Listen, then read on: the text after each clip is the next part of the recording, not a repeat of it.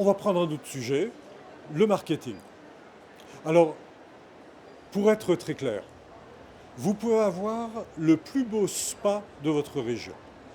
Vous pouvez proposer les meilleurs traitements de toute la France. Et vous pouvez proposer l'expérience client la plus extraordinaire qu'il soit. Mais si personne ne le sait, vous n'avez rien. Et tous les efforts, aussi bien de travail que financiers, que vous aurez mis dedans, ne vous serviront à rien et vous ne resterez pas ouvert très longtemps. Alors, comment vous donner de la visibilité? Comment vous faire connaître? Comment fabriquer votre marketing? Eh bien écoutez, il y a plusieurs points qu'il faut mettre en avant. Et après, il faut savoir quels outils employer pour les mettre en avant. Mais quels sont les éléments les plus importants à mettre en avant? Eh bien, vous avez déjà l'identité de votre spa.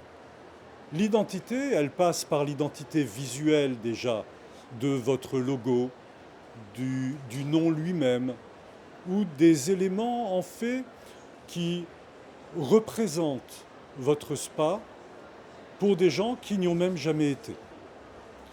Vous avez à côté de ça à mettre en avant eh bien, les types de traitements que vous proposez, le type d'environnement que vous proposez, le type d'expérience client que vous proposez.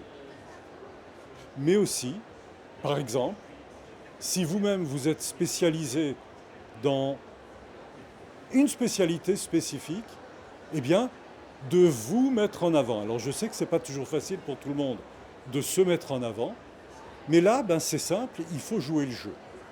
Il faut jouer le jeu, il faut vous mettre en avant, parce que n'oubliez pas que votre spa, c'est un peu la réflexion de qui vous êtes en tant que propriétaire de ce spa. Et donc vous allez payer de votre personne. Alors comment faire votre marketing? Quels sont les outils dont vous pouvez vous servir? Alors vous savez déjà que pour un spa urbain, en France, on va définir que le marché, c'est 50 à 60 km à la ronde. Ça veut dire que déjà, il faut aller chercher des supports médiatiques qui vont couvrir ces 50 à 60 km de rayon. Après, il faut définir quelle est votre clientèle cible. Parce que chaque type de clientèle va avoir ses références marketing. Si vous n'avez pas défini ça avant, vous risquez de développer énormément d'efforts en marketing, mais de taper à côté parce que vous ne vous serez pas servi des bons outils. Alors une fois que votre clientèle est bien définie, posez-vous la question, cette clientèle, quels sont les outils auxquels elle se réfère? Est-ce que c'est une clientèle qui va sur les réseaux sociaux? Et si oui, sur quels réseaux sociaux? Est-ce que c'est une clientèle qui lit les journaux locaux?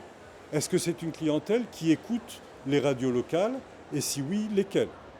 Bref, c'est toute une petite recherche à faire. Et à ce moment-là, vous allez passer des accords avec ces outils. Parce que vous allez me dire de faire de la publicité, mais ça coûte cher. C'est vrai. Mais la publicité, aujourd'hui, qui regarde encore la publicité? Je ne sais pas vous, mais moi, par exemple, dès qu'il y a de la publicité à la télé, j'appuie sur le bouton pour aller trouver quelque chose d'autre sur une autre chaîne, au moins le temps que la publicité passe. Donc, payer pour que les gens ne regardent pas, ça n'a aucun intérêt pour vous. Donc, ça va être, par exemple, de passer des accords de partenariat avec des associations. Par exemple, des associations qui vont aider les personnes malades dans les hôpitaux.